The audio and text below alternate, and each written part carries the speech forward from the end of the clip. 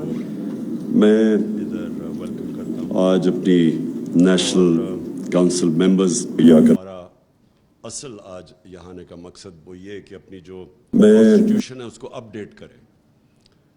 جو کامیابی کا کسی بھی آرگنائزیشن، انسان اور کسی بھی ملک کی کامیابی کا جو راز ہے وہ یہ کہ وہ کانسٹنٹلی اڈیپٹ کریں، اپنی غلطیوں سے سیکھیں اور پھر چینج کریں اپنے آپ کو. جو کانسٹیٹیوشن ہے وہ بھی ایک ایسی ہے کہ وہ ہم نے بڑی آئیڈیلزم میں آج سے 26 سال پہلے کانسٹیٹیوشن بنائی تھی. پھر اپنے تجربے سے ہم ریئلائز کرتے گئے کہ کئی چیزیں پریکٹیکل نہیں ہیں اس کے اندر، اور کئی ہم بہت ہی آئیڈیلسٹک تھے، اور پھر ملک کی بھی چیزیں دیکھتے دیکھتے ہم نے چینج بھی کیا اور اڈیپٹ بھی کیا. لیکن ایک نتیجے پہ ہم آ گئے، اور میں خاص طور پہ کیونکہ میں نے تو ساری پارٹی کی ایولیوشن دیکھی ہے. مجھے تو وہ دن یاد ہیں جب ہماری سینٹرل ایگزیکٹو کی میٹنگ جب ہوتی تھی تو مشکل سے ہمارے 25 لوگ میٹنگ میں ہوتے تھے سینٹرل ایگزیکٹو کی، اور وہ پھر ہم جب تصویر لینا چاہتے تھے نا، وہ میڈیا کے لیے تصویر دینا چاہتے تھے، تو ہمیں پھر وہ ملازم کو بھی وہاں بٹھانا پڑتا تھا تاکہ وہ لگے کہ پارٹی میں زیادہ لوگ ہیں. اور مجھے اپنی عورتوں کی تنظیم بھی بڑی اچھی طرح یاد ہے. جب ہم عورتوں کی میٹنگ کرتے تھے تو وہ بھی پھر اپنے گھر کی ملازمہ بھی لے کے آیا کرتی تھی تاکہ وہ ذرا نمبر لگے کہ ہماری کوئی عورتوں کی بھی تنظیم ہے. تو وہ ایک ایسی پارٹی کی ایولیوشن اس کی ہوئی جو کسی اور پاکستان کی تاریخ میں پولیٹیکل پارٹی کی ایسی ایولیوشن نہیں ہوئی.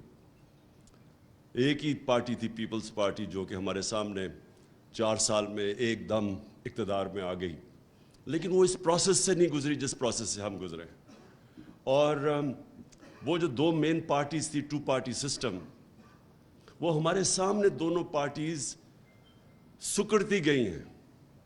جو کہ فیڈرل پارٹیز تھی وہ چھوٹی ہوتی ہوتی اب رہ گئی ہیں پروونسز بھی، اس کے بھی ایک سینٹرل پنجاب میں رہ گئی ہے، انٹیریئر سندھ کی پارٹی رہ گئی ہے. تو ہمیں ان سے بھی سیکھنا چاہیے کہ کیا وجہ ہے. ایک انسان اپنی غلطیوں سے سیکھتا ہے، ایک دوسروں کی غلطیوں سے سیکھتا ہے. تو ہم نے جو سب سے چیز ریئلائز کی کہ پارٹی کبھی گرو کر ہی نہیں سکتی اگر وہ ادارہ نہیں بنتی اور اس میں میرٹ نہیں ہوتا. اور میرٹ تب آتا ہے جب پارٹی کے اندر الیکشنز ہوتے ہیں. اور ہمارا انفارچونیٹلی ہم نے بڑے ایمبیشس الیکشنز کروائے تھے. ایک بہت بڑا الیکشن کروایا 11 مہینے کا، اور اس کے اندر بڑی ہمیں مشکلات کے سامنا کرنا پڑا کیونکہ پاکستان میں کوئی پریسیڈنس ہی نہیں ہے الیکشنز کا پارٹی کے اندر. تو ہم نے اپنی طرف سے ایک پورا سسٹم ڈیولپ کرنے کی کوشش کی جو پوری طرح کامیاب نہیں ہوا. پھر ہم نے دوسری دفعہ ٹیکنالوجی کا استعمال کیا. وہ بھی انفارچونیٹلی وہ سسٹم ایسا تھا کہ پریکٹیکل جب اینڈ میں ہم نے اس کو ٹیسٹ کیا تو وہ ٹیکنالوجی وہ کامیاب نہیں ہوا. تو پارٹی کے الیکشنز کی سب سے امپورٹنٹ چیز یہ ہوتی ہے کہ جو الیکشن ہو وہ فری اینڈ فیئر ہو، لوگ سمجھیں اس کو، پروسیس میں بلیو کریں. اگر آپ کا الیکٹرل پروسیس ٹھیک نہیں ہے تو بجائے وہ پارٹی کو مضبوط کرنے کی وہ کمزور کر دیتا ہے. آپس میں لڑائیاں ہو جاتی ہیں. جب ایک بلیو ہی نہیں کرتے لوگ کہ یہ پروسیس ٹھیک ہوا تو پھر اندر آپس میں پارٹی کے اندر ڈویژنز پیدا ہو جاتی ہیں، تو وہ بجائے پارٹی کو مضبوط کرنے کے کمزور کر دیتی ہے. جس طرح کرکٹ کی دنیا میں جب نیوٹرل امپائرز آئے، نیوٹرل امپائر سے پہلے بھی ایک کرکٹ کی 150 سالہ تاریخ تھی، اور نیوٹرل امپائرز کے باہر بعد بھی جو کرکٹ دیکھتے ہیں انہوں نے ایک اس کا وہ جو فیز دیکھا ہے.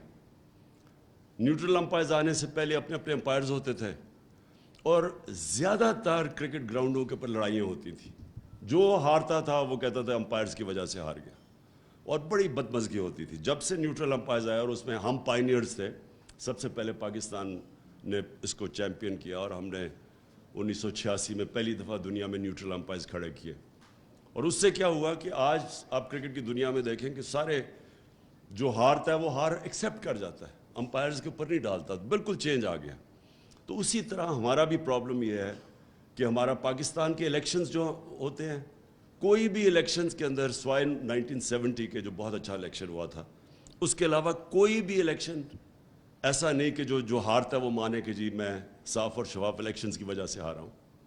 اسی لیے ہم نے یہ EVMs کا پوری کوشش کی 2 سال 2.5 سال سے ہر کیبنٹ میٹنگ میں پوچھتا تھا EVMs کا پروگریس. اور ہمیں بدقسمتی سے یہ جو الیکشن کمشنر ہے اس نے پوری کوشش کی اس کو سیبوٹاج کرنے کی. اس نے حالانکہ الیکشن کمیشن کا تو کام ہے جو گورنمنٹ ایک الیکٹرل پروسیس دیتی ہے اس کو امپلیمنٹ کرے. اس نے پورا زور لگایا EVM مشینز نہ آنے پہ, اور اس کی وجہ تھی کیونکہ وہ 2 پارٹیز نے بھی اپوز کیا اس کو, اور اس کی بھی وجہ ہے کیونکہ ان کا سسٹم بنا ہوا ہے الیکشنز کی ریگنگ کا. ابھی جو یہ 20 بائی الیکشنز ہوئے, آخری 2 ہفتے ہماری پارٹی کی سب سے بڑا جو ہمارے آپس میں ہم بیٹھتے تھے اور جو سب سے بڑا کنسرن تھا, اور ساری کوششیں کیا ہو رہی تھی کہ ان کو الیکشن میں دھاندلی کرنے سے کیسے روکنا ہے. کوئی دنیا میں سوچے کہ ایسی برطانیہ میں الیکشن ہو تو سوچیں کبھی یہ کوئی تصور بھی نہیں کر سکتا کہ آپ دوسروں کو دھاندلی کرنے سے کیسے روکتے ہیں. 2 ہفتے پہلے میٹنگز ہو رہی ہیں کہ کیا کیا طریقے ہیں دھاندلی کے, ہم نے روکنا کیسے ان کو. اور پٹن کی رپورٹ تھی, یہ جو NGO ہے الیکشنز کے اوپر, فری اینڈ فیئر الیکشنز پہ, اس کی رپورٹ ہے NGO کی کہ 163 طریقے ہیں دھاندلی کے, اور ایک دفعہ EVM مشینز آ جائے تو 130 ختم ہو جاتے ہیں, یعنی 130 طریقے دھاندلی کے ایلیمنیٹ ہو جاتے ہیں. تو اسی لیے یہ جو سسٹم پورا جو پرانا سٹیٹس کو, کرپٹ سسٹم کو بچانا چاہتے ہیں, انہوں نے اسی لیے پورا سیبوٹاج کیا کہ پاکستان میں EVM مشینز نہ آئیں, جبکہ ہندوستان میں بھی ہیں, ایران میں بھی, دونوں ہمسائے ملکوں کے اندر EVM مشینز ہیں. پارٹی کے اندر بھی انشاءاللہ جو میرا ویژن ہے پارٹی کا وہ یہ کہ اصل میں میریٹوکریسی تب آئے گی, اور ابھی جو باتیں بھی کی ایکنالجمنٹ کی خواتین کے ونگ کی بھی, اور یہ علی نے بھی ابھی جو باتیں کی کہ کیسے ورکرز کو اکنالج کرتے ہیں, کہ پاسبل نہیں ہے کہ ایک پارٹی چیئرمین سارے اتنی بڑی پارٹی جو ماشاءاللہ بن گئی ہے کہ سب کو اکنالج کرے.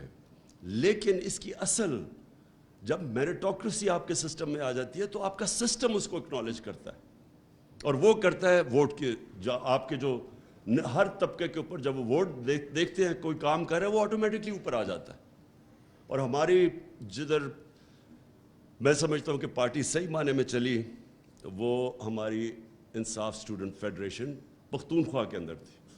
انہوں نے ہم اندر الیکشنز کروائے, اور الیکشن سے کانسٹنٹلی نئی لیڈرشپ آتی رہی.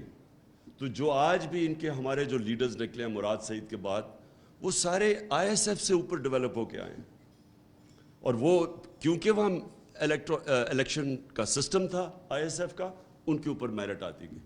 یہی ہماری انشاءاللہ جیسے ہم اس الیکشن سے فارغ ہوتے ہیں, یہ جنرل الیکشن سے, تو ہماری سب سے بڑی کوشش ہوگی کہ ہم امیجیٹلی پارٹی کے اندر ایک الیکشنز کروائیں, اور ایک ایسے پروسیس سے کروائیں, کیونکہ اب تو ہمارے پاس ٹیکنالوجی کے, اور ٹیکنالوجی تیزی سے آگے بڑھ رہی ہے, تو ہم انشاءاللہ ابھی سے ہی ٹیکنالوجی کا استعمال کر کے ایک بڑا الیکشن کروائیں گے, تاکہ نیچے سے جو بھی محنت کر رہے ہیں وہ اوپر آتے جائیں, اور پھر پارٹی کے اندر ہمارا وہ پروسیس ڈیولپ ہو جائے میرٹ کو اوپر لانے کے لیے. جو یہ 2 پارٹیز ہمارے سامنے ختم ہوئی ہیں, ان کی سب سے بڑی وجہ یہ ہے کہ ان کے اندر کوئی میرٹ نہیں, فیملی پارٹیز ہیں. آپ ان پارٹیز کو دیکھیں آج سے 20-25 سال پہلے وہ ان سے بہتر چل رہی تھی, بجائے وہ گرو کرنے کے وہ سکڑتی گئی ہیں. اور صرف اس لیے کہ وہاں جب اوپر سے بلاک کر دیں میرٹ کو اوپر آنے سے, کوئی پارٹی بھی, کوئی سسٹم بھی, کوئی دنیا میں ادارہ جس کے اندر آپ میریٹوکریسی ختم کرتے ہیں وہ نہیں کامیاب ہوتا. میرا جو سیکنڈ پوائنٹ ہے وہ یہ کہ ہم نے پارٹی کی آئیڈیالوجی جس طرح ہمارا یہ تنظیمیں بنتی ہیں, اور جو ہماری اب جو ہم پلان کر رہے ہیں, ہم نے جو یہ چینجز بھی لے کے آئے ہیں, یہ بالکل ٹھیک کہا آپ نے شاہ صاحب کہ لنک نہیں ہے ہمارا, جو ونگز ہیں وہ پیرلل فنکشن شروع ہو گئے کرنا, اور ان کا لنک نہیں ہے جو ڈسٹرکٹ, جو ایک بیس ہے پالیٹکس کا, جو بیس ہے پاکستان میں الیکشن پروسیس کا, وہ ہے ڈسٹرکٹ. تو ڈسٹرکٹ کے اندر جو تنظیمیں ہیں وہ پیرل چلنی شروع ہو گئیں, عورتوں کا کوئی پتہ نہیں ڈسٹرکٹ کو کہ عورتوں کی تنظیموں میں کیا ہو رہا ہے. کئی ڈسٹرکٹس میں ہوتا بھی ہے, آٹومیٹکلی کوئی خود ہی آپس میں کوارڈینیشن کر لیتے ہیں, لیکن پلاننگ سے نہ ہمارا یوتھ کا کوارڈینیشن ہے زیادہ تر ڈسٹرکٹس میں, نہ وہ ڈسٹرکٹ کہ جو پریزیڈنٹ بنتا ہے اسے پتہ یوتھ میں کیا ہو رہا ہے, نہ اسے پتہ کہ عورتوں کی تنظیمیں. یہ وائٹل ہیں دونوں تنظیمیں, اور بھی وکیلوں کی تنظیم. اب ہم نے ریئلائز کیا کہ وکیل وائٹل ہے ہماری پارٹی کے لیے.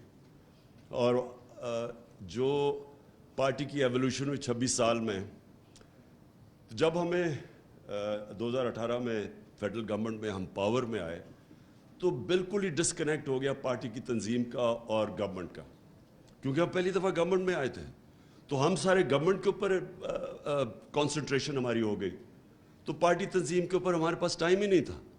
تو بالکل ایک فاصلہ بڑھ گیا, اور اس میں خاص طور پہ جو نقصان ہوا وہ آئی ایل ایف کو ہوا, جو ہماری لائرز فورم تھا ان کا ڈسکنیکٹ ہو گیا ہماری لا منسٹری سے, وہ علیحدہ ہو گیا. اس سے بڑا نقصان ہوا ہمیں, ہماری تنظیموں کو نقصان ہوا, اور جو ہمیں ضرورت تھی وکلا کی اس کو نقصان ہوا. سو آج ہمارا مین یہ ہے کہ ہم نے اب اس سب کو کوآرڈینیٹ کرنا ہے, اس ایفرٹ کو. اور ہم نے یہ جو ایک طرح مثلا عورتوں کی, یوتھ کی, آئی ایس ایف کی, ان کی گروتھ بھی نہ روکیں, کیونکہ ایک ورٹیکل ان کا اوپر تک ہونا چاہیے سسٹم, وہ اکنالج کرے کہ کون سی عورتیں پرفارم کریں گے, لیکن ساتھ ساتھ ان کی کوآرڈینیشن بھی ڈسٹرکٹ لیول پہ ہو. تو یہ ہم نے اب آج فیصلہ کیا کہ یہ دونوں چیزیں ساتھ ساتھ چلیں. اچھا, جو نظریہ ہے پارٹی کا یہ بڑا امپورٹنٹ ہے. میں نے ریئلائز کیا یہ 4 مہینوں میں, یہ 3.5 مہینہ میں, کہ ہماری اپنے پارٹی کے لوگ, ہمارے عہدیدار, میں نے ریئلائز کیا ان کو بھی پوری طرح ہمارے جو میں نظریہ لے کے 26 سال پہلے نکلا تھا, میں نے ریئلائز کیا ان کو بھی نہیں سمجھ اس کی. ہم کنفیوز کر جاتے ہیں کہ ہمارا پولیٹکس میں آنے کا مقصد کیا ہے, اسے کنفیوز کر دیتے ہیں جو کہ پاکستان میں پاور پولیٹکس ہے. پلیز یہ ریئلائز کریں, 2 مختلف چیزیں ہیں. پاکستان اگر آج مشکل میں پڑا ہوا ہے تو اس کی بہت بڑی وجہ ہماری پاور پولیٹکس ہے. پاور پولیٹکس کا مطلب کہ کوئی نظریہ نہیں ہے اس میں, وہ صرف ہوتا ہے پاور میں آنے کے لیے کیا کرو. یہ 2 پارٹیز آپ کے سامنے ایک گولڈن مثال ہے, ایگزامپل ہے کہ کیسے ان کے اندر ٹوٹل اپرچونزم ہے. پاور کے لیے کوئی نظریہ نہیں ہے ان کا. یہی 2 پارٹیز کب سے 88 سے ایک دوسرے کو برا بھلا کہہ رہی ہیں, اور برا بھلا یہ نہیں کہہ رہی کہ نظریاتی ان کے کوئی اختلافات ہیں. ان کا صرف ایک ہی ہے کہ وہ ایک کہتی تھی وہ چور ہے, دوسرا کہتے تھے دوسرا چور ہے. یہ بڑے سیریس ایلیگیشنز ہیں. کرپشن کے کیسز انہوں نے ایک دوسرے کے اوپر بنائے تھے. یہ کہہ رہی تھی کہ یہ نواز شریف نے یہ ہدیبہ پیپر مل میں منی لانڈرنگ کی, یہ کیس پیپلز پارٹی نے بنایا تھا. اور یہ سرے محل کا کیس اور جو $60 ملین پڑا ہوا تھا زرداری کا سوئٹزرلینڈ میں, یہ نون لیگ نے کیس بنائے تھے. تو یعنی 2 پارٹیز ایک دوسرے کو یہ نہیں کہہ رہی کہ ہمارا نظریاتی اختلاف ہے, یہ دونوں ایک دوسرے کو کہہ رہی تھی کہ انہوں نے پاکستان کی عوام کا پیسہ چوری کیا ہے. یہ سیریس ایلیگیشن ہے. اور ہوا کیا کہ جیسے ہی یہ واپس آئے 2008 میں, چارٹر آف ڈیموکریسی کے نام پہ دونوں نے فیصلہ کیا کہ ہماری 2 دفعہ گورنمنٹس گئی ہیں کرپشن کے اوپر, تو ہم پاگل ہیں کہ ایک دوسرے کو ہم نقصان پہنچا رہے ہیں. دونوں نے مل گئے, 10 سال انہوں نے مل کے ملک کو لوٹا, اور کوئی ان کی آئیڈیالوجی نہیں تھی, صرف پیسہ پرزرو کرنا تھا. پیسہ بناؤ اور پرزرو کرو. اور یہ آج آپ کے سامنے اور ہی کلیئر آ گیا کہ وہ جو ایک دوسرے کے خلاف تھے سب اکٹھے ہو گئے ہمارے خلاف, تحریک انصاف کے خلاف سب اکٹھے. کوئی نظریہ نہیں ہے اس میں, صرف انٹرسٹ ہے.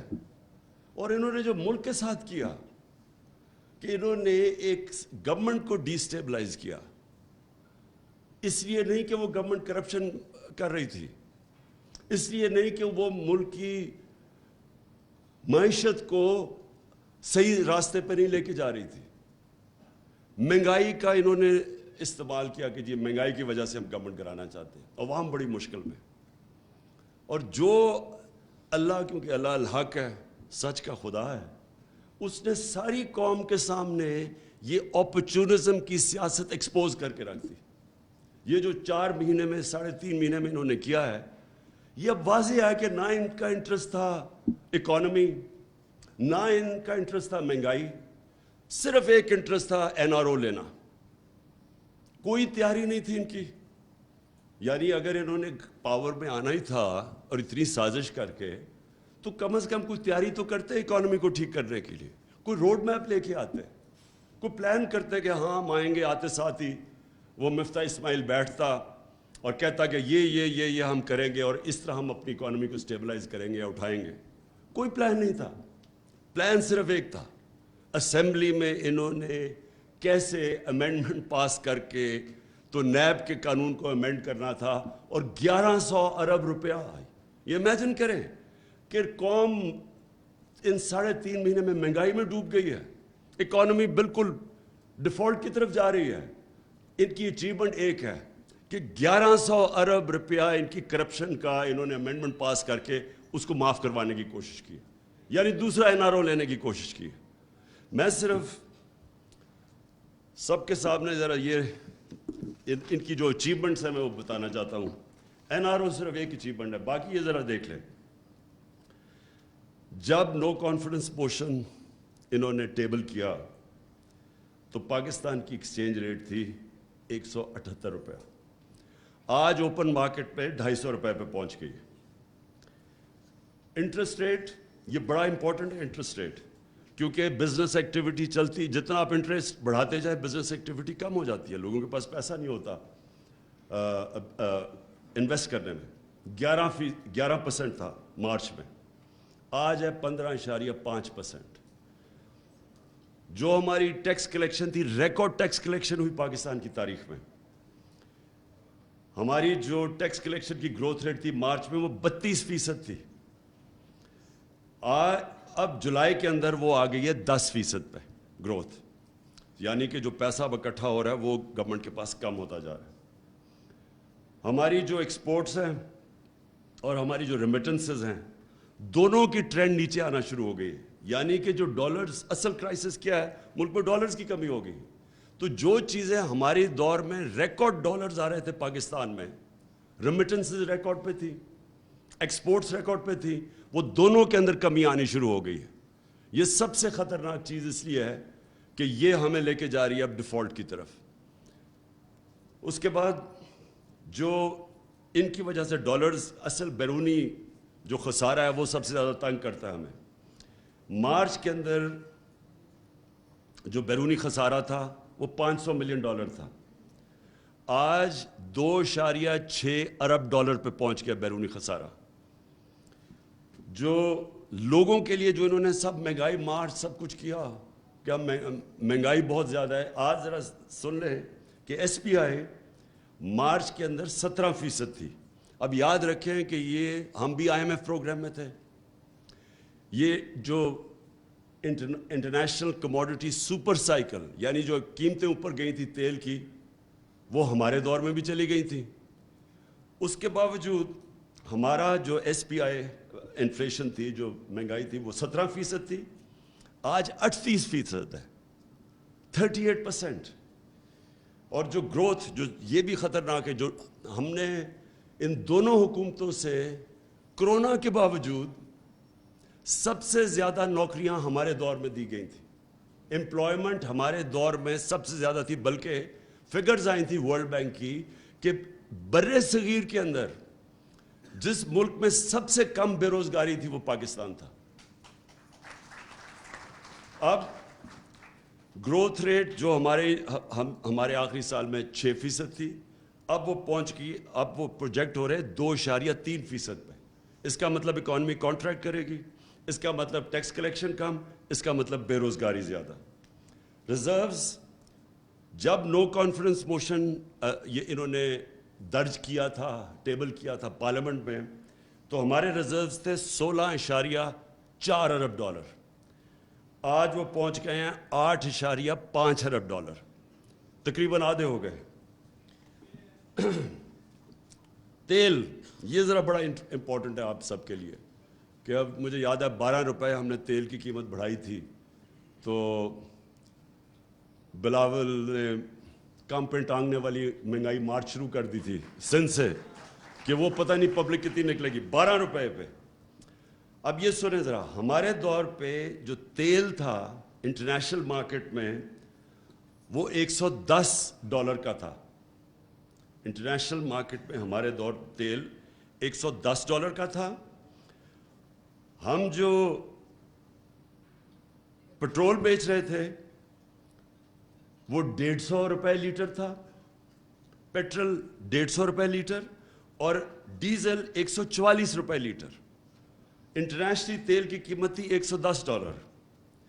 آج انٹرنیشنلی تیل کی قیمت ہے $95 اور ڈیزل پیٹرول بک رہا ہے $227 لیٹر اور ڈیزل ہے $244 لیٹر, جبکہ آپ کے سامنے. اور اس کے علاوہ جو عام لوگ استعمال کرتے ہیں کوکنگ آئل, گھی, اس کی قیمت نیچے آ گئی ہے انٹرنیشنل مارکیٹ میں, لیکن یہاں $200 اوپر چلی گئی ہے گھی یا کوکنگ آئل کی قیمت. جو اور بڑی خطرناک چیز ہے وہ ہے large scale manufacturing, industrial growth, جس کی وجہ سے نوکریاں ملتی ہے, گروتھ ریٹ بڑھتی ہے. تو ہماری مارچ کے اندر یہ بڑا امپورٹنٹ آپ کے لیے, لارج اسکیل مینوفیکچرنگ کی گروتھ 26% تھی. آج وہ مئی کے اندر وہ 10% پہ آ گئی تھی, 26 سے 10% پہ, اور آگے جو حالات نظر آ رہے ہیں وہ اس سے بھی نیچے آئیں گے. بجلی لوڈ شیڈنگ ہمارے دور میں اور یہ آج کمپیئر کر لیں اب لوڈ شیڈنگ کدھر ہے. سو کہنے کا میرا مقصد یہ ہے کہ جب انہوں نے یہ سازش کے تحت ہماری گورنمنٹ گرائی تھی تو پاکستان میں کون سا بڑا کرائسس آیا تھا, کیا ضرورت پڑی تھی ان لوگوں کو جو دیکھ رہے تھے یہ سازش ہو رہی ہے اور انہوں نے فیصلہ کیا کہ جی ہم کچھ نہیں کریں گے. آج وہ بھی ذمہ دار ہیں یہ جو ہو رہا ہے ملک کے ساتھ. آج چوتھے نمبر پہ اب پاکستان دنیا میں وہ ملک جو سری لنکا کے بعد ڈیفالٹ کرنے جا رہا ہے, چوتھے نمبر پہ ہے. یہ جو ملک ادھر جا رہا تھا جدھر یہ اب جا رہا ہے, پتہ نہیں کتنی دیر لگے گی کہ اس ملک کو آپ واپس اٹھائیں گے, کیونکہ اس کے بھی ڈائنامکس ہے. جب بزنس کانفیڈنس ہی ختم ہو جاتا ہے. آج اب آرمی چیف کال کر رہے ہیں امریکنوں کو کہ وہ شرمن کو کہ جناب ہمیں IMF سے سفارش کر کے ہمیں وہ پیسے دلوا دیں. آپ سوچیں کہ ملک کا کیا حال ہے. یعنی یہ اگر گورنمنٹ کے اندر یہ حالات ہیں کہ گورنمنٹ کی کریڈیبلٹی اتنی نیچے چلی گئی ہے کہ ان کو آرمی چیف کو کہنا پڑ رہا ہے کہ جی ان کو ٹیلی فون کریں. اور گورنمنٹ کا سوچے کہ نہ ان کی باہر کریڈیبلٹی رہ گئی ہے. وہ آپ نے شہباز شریف کی وہ ویڈیو دیکھ ہی لی ہوگی, وہ میں نے ویسے کافی دفعہ ویڈیو چلوائی تھی کہ ہم مجبور ہیں, میں بھیک مانگنے نہیں آیا. وہ آپ نے تو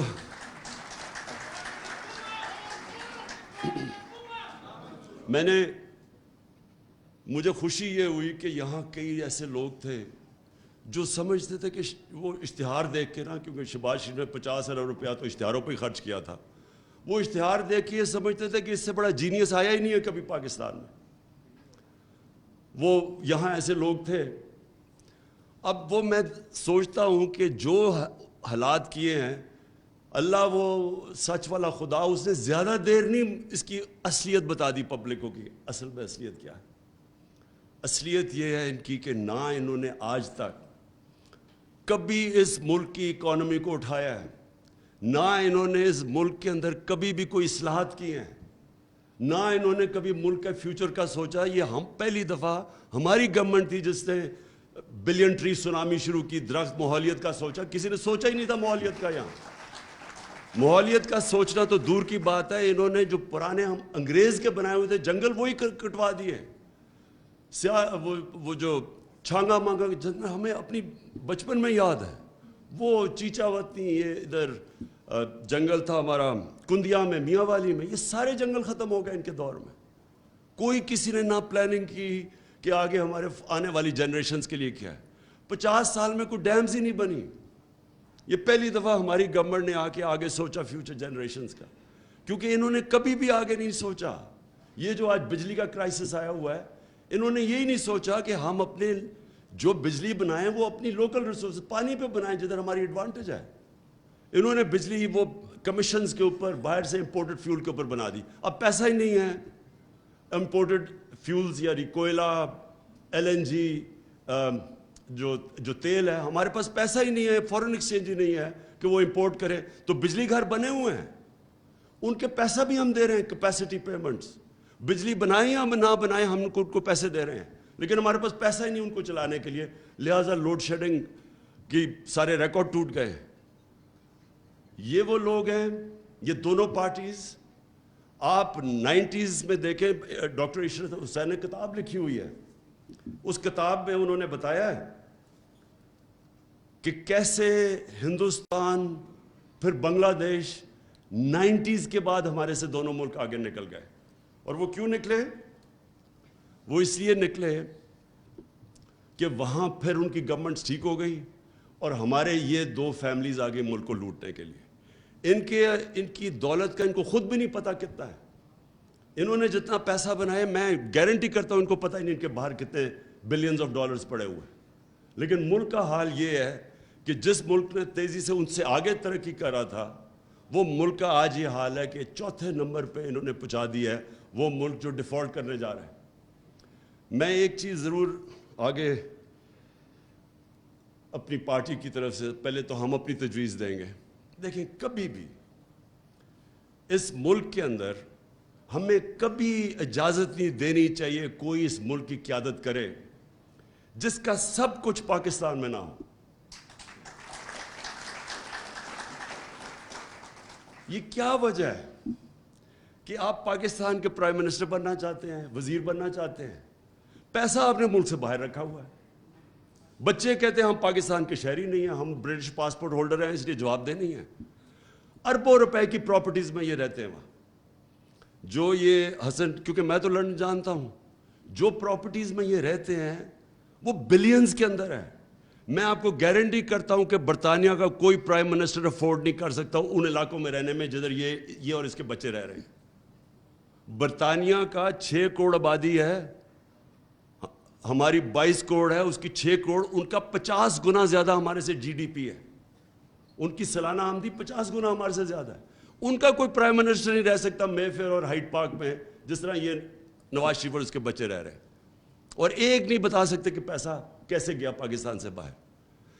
تو کیا وجہ ہے کہ ہمارا ملک, کہ ہمارے ملک کی لیڈرشپ, ایلیٹ ملک سے باہر سارا پیسہ باہر رکھتے ہیں, باہر پراپرٹیز ہیں, باہر آف شور اکاؤنٹس ہیں, اور ملک کی قیادت بھی کرنا چاہتے ہیں. اگر آپ کے پاس آج باہر, آپ ملک کے باہر پیسہ رکھا ہوا ہے تو 3 وجوہات ہیں. ایک کہ چوری کا پیسہ, کرپشن کا پیسہ ہے, آپ کو چھپانا پڑتا ہے کیونکہ اگر آپ ملک میں رکھیں گے تو وہ نظر آ جائے گا, اس لیے آپ کو ملک سے باہر بھیجنا پڑتا ہے.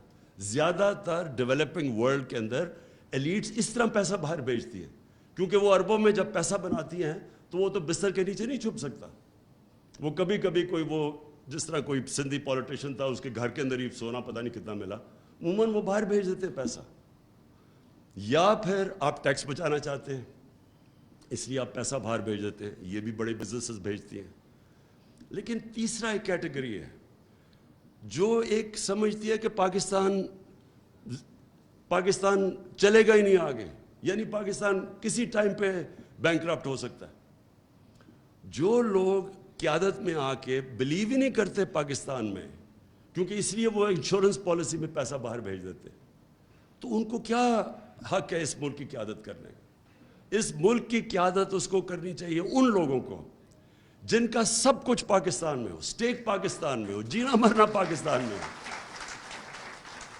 اور یہ آپ سے نہیں ہے, یہ ہماری بڑی بدقسمتی ہے کہ ہم نے اپنی آنکھوں کے سامنے دیکھا کہ یہاں کی لیڈرشپ کھلے عام لندن کے اندر پراپرٹیز لینی شروع کر دی. اور یہ نہیں, وزیروں کی بھی پراپرٹیز ہیں باہر, پھر بزنسز بھی پراپرٹیز باہر لے جاتے ہیں, ہمارے بڑے بڑے ایکسپورٹرز وہ بھی پھر باہر پراپرٹیز لے جاتے ہیں. اور یہ آج سب سے بڑا کرائسس ہے, ڈالر کا کرائسس آیا ہوا ہے. تو دوسروں کو کہہ رہے ہیں کہ پاکستان میں پیسہ لے کے آؤ. سب سے بڑا ایسٹ پاکستان کا اوورسیز پاکستانی ہے.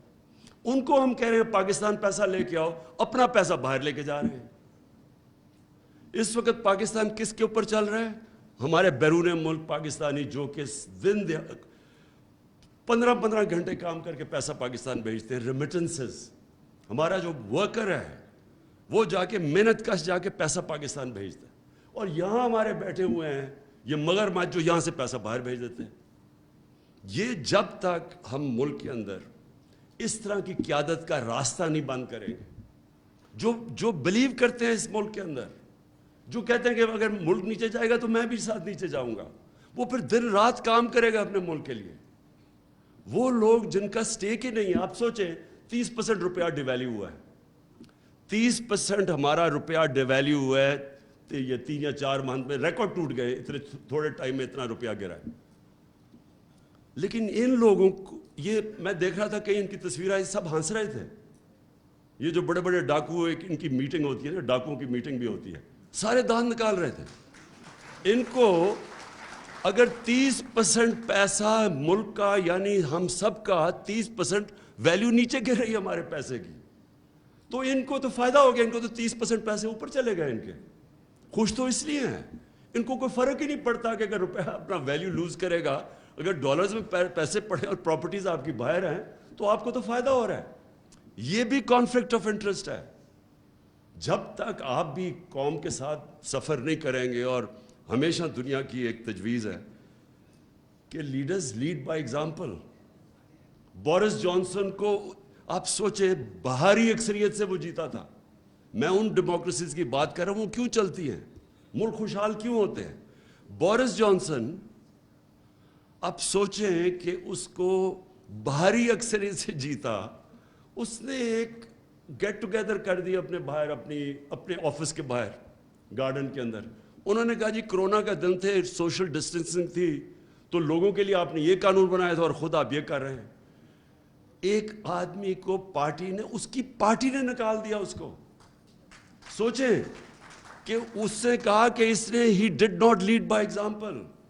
لوگوں کو کچھ کہہ رہا تھا اور خود کچھ کر رہا ہے, یا لوگوں کو کہہ رہے پیسے پاکستان لے کے, چوری کر کے پیسہ باہر لے کے جا رہے ہیں. اور افسوس کی بات یہ ہے کہ ہمارے یہاں میڈیا میں لوگ بیٹھے ہوئے جو ان کی ڈیفینڈ کرتے ہیں.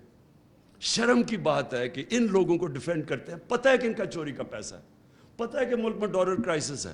اس وقت تو ہمیں سب کو, سارے پاکستانیوں کو کہنا چاہیے کہ آپ نے کوئی پاکستان سے باہر انویسٹمنٹ نہیں کرنی, پیسہ باہر نہیں لے کے جانا, پرائیویٹ پراپرٹیز اور یہ اور وہ. اس وقت تو سب کو ایمرجنسی ہمیں کر دینی چاہیے کہ اپنے ڈالر پاکستان میں رکھنا ہے, اور اتنا پیسہ یہ ہم کر سکتے ہیں. لیکن یہ لوگ کیوں نہیں کر سکتے؟ کیونکہ سب کو پتہ ہے کہ ان کا پیسہ باہر پڑا ہوا. اس لیے انشاءاللہ ہماری پارٹی کی کانسٹیٹیوشن میں آئے گا کہ کوئی بھی پارٹی کی قیادت نہیں کر سکتا جس کا پیسہ, جس کا جینا مرنا, جس کی پراپرٹیز پاکستان کے اندر نہیں ہے. میں آخر میں جی, میں پھر سے آپ کی جو آئیڈیالوجی جو پارٹی کی ہے اس کے اوپر میں آنا چاہتا ہوں.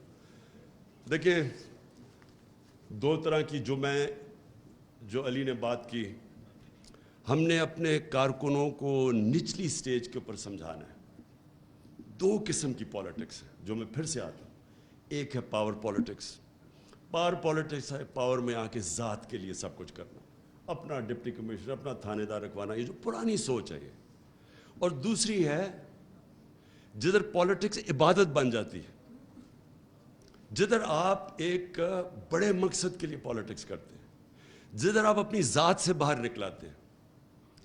یہ جو ہے ہم نے اپنے کارکنوں کے اندر اپنے, اور انشاءاللہ اپنے بچوں کے اندر یہ فیڈ کر دینی ہے.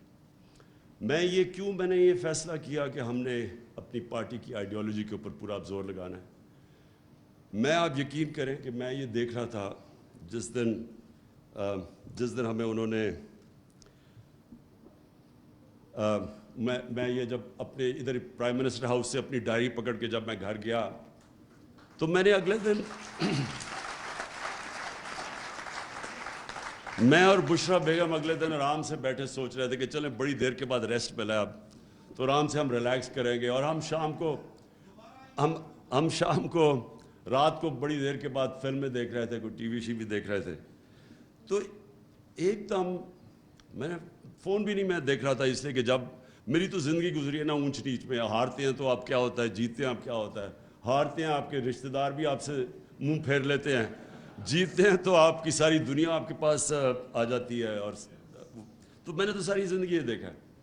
تو میں نے سوچا کہ چلے آفس سے آ گئے ہیں تو آج بڑا کیا فائدہ فون دیکھنے کا, کیونکہ وہ سارے ہی خوش ہو رہے ہوں گے لوگ اندر سے جو ہمارے دشمن ہیں. تو ایسی میں نے فون دیکھا کوئی 11 بجے, تو میں اس فون کے اوپر دیکھ رہا ہوں کہ پبلک سڑکوں کے اوپر نکلی ہوئی ہے. اس کے بعد تھوڑی دیر کے بعد ٹی وی لگایا, ہم نے ٹی وی کے اندر دیکھا کہ پبلک, تو جو پبلک نکلی اس دن, میں آپ یقین کریں کہ ساری میری جو سٹرگل ہے, سب سے زیادہ خوشی مجھے اس دن اس لیے ہوئی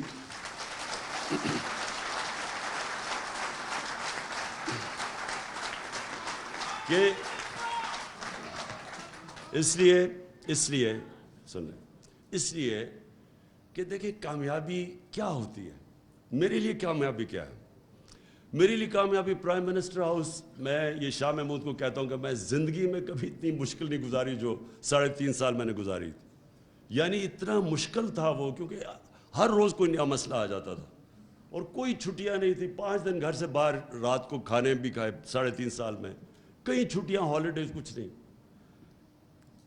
لیکن یہ جو مجھے خوشی ملی کہ جب آپ دیکھتے ہیں کہ آپ کی قوم کے اندر شعور آ گیا ہے, جب ایک ہجوم قوم بن گئی ہے, یہ مجھے خوشی ملی کہ دیکھیں پاکستان کو پتہ ہی نہیں کہ پاکستان کتنا طاقتور اللہ نے بنایا. ہمیں اپنی طاقت کا ہی نہیں پتا.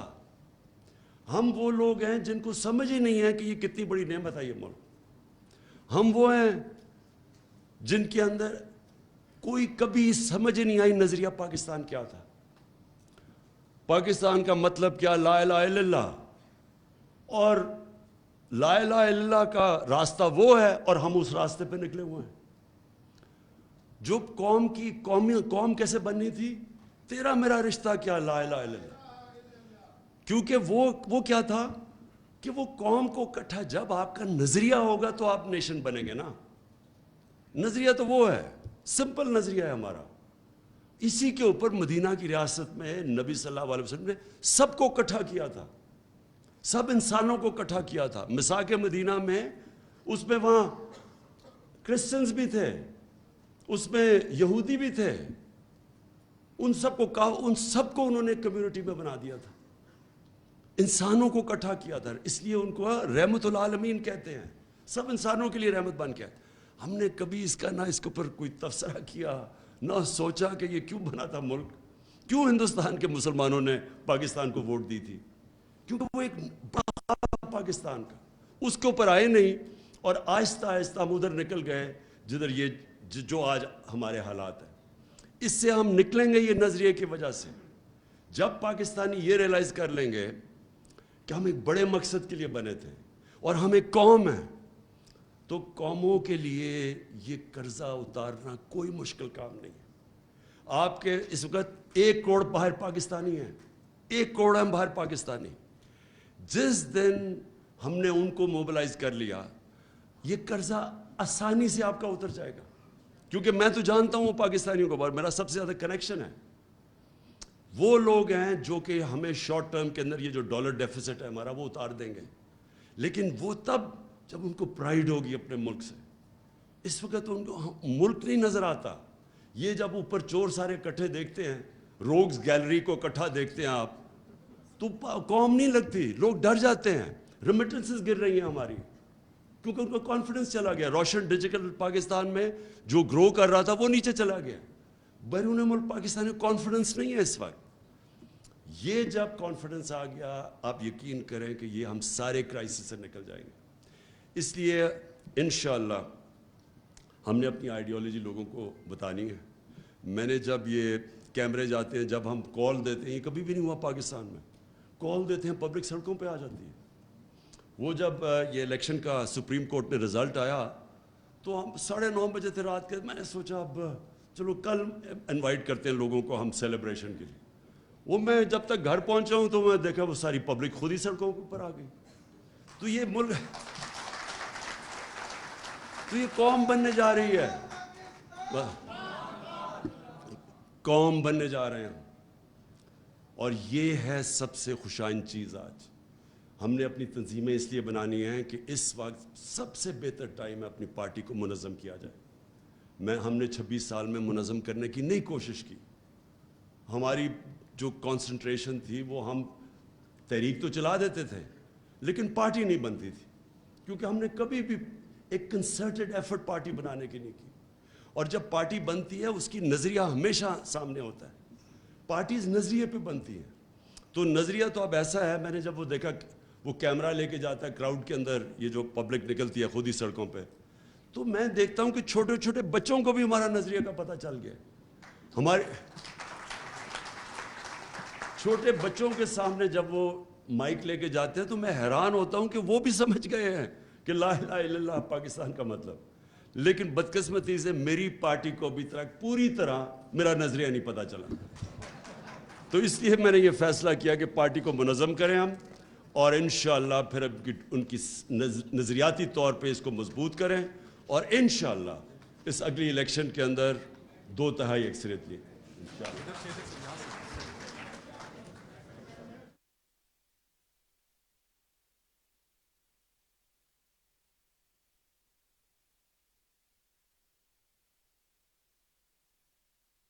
کے لیے جو الیکشن کمیشن کے اوپر